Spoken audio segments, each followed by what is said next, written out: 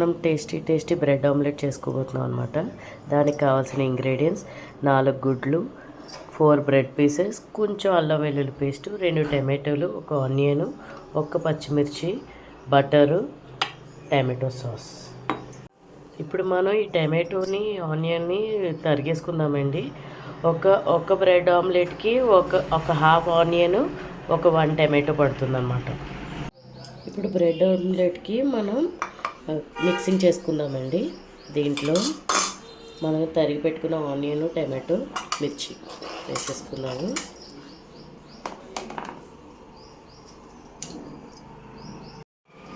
దీంట్లో అల్లం వెల్లుల్లి పేస్ట్ వేసుకుంటున్నానండి, కొంచెం ఫ్లేవర్కి అంతే. దీంట్లో మనం ఇప్పుడు తగినంత ఉప్పు, కారం, పసుపు వేసుకుంటున్నాము. మిర్చి ఆల్రెడీ వేసాను కదండి, అందువల్ల కొంచెం కారం తక్కువ వేసుకుంటున్నాను. కొంచెం 1 ఇంచు పసుపు వేసుకున్నాను, ఉప్పు కూడా వేసేసుకుంటున్నానండి.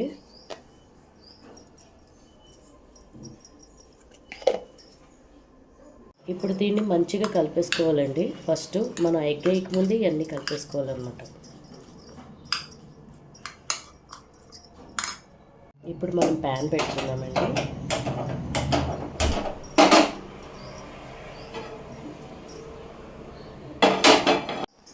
ఈ బటర్ హీట్ ఎక్కే లోపల మనం 2 ఎగ్స్ దీంట్లో వేసేసుకుందాము.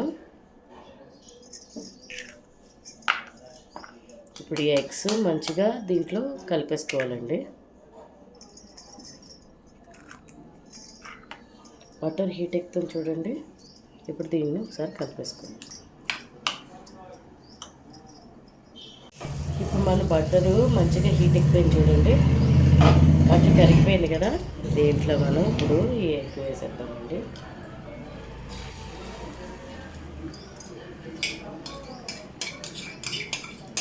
పిల్లలు చాలా ఇష్టంగా తింటారండి. మా పిల్లలకు చాలా ఇష్టం.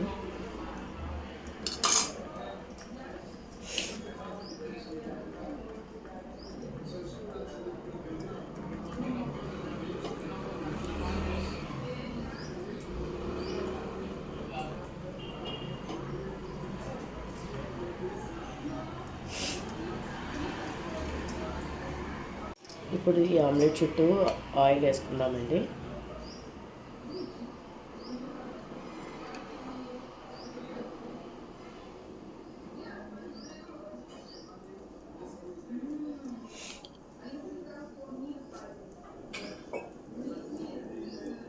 చూడండి, ఇప్పుడు మనం ఆమ్లెట్ వేసేసుకున్నాం కదా, ఇప్పుడు దీన్ని మంచిగా కాలనిద్దాం అనమాట.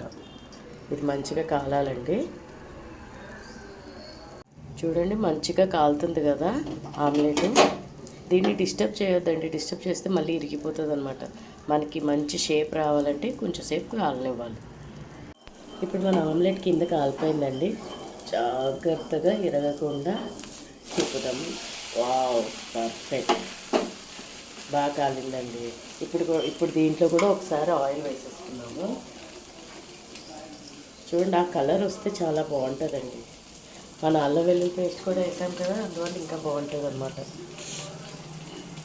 చూడండి, మీకు తెలుస్తుందా, మంచిగా కుక్ అవుతుంది మన ఆమ్లెట్. బ్రెడ్ ఆమ్లెట్ చాలా బాగుంటుందండి. ఇప్పుడు మన ఆమ్లెట్ రెడీ అయిపోయిందండి. ఒక్కసారి తిప్పుకున్నాము.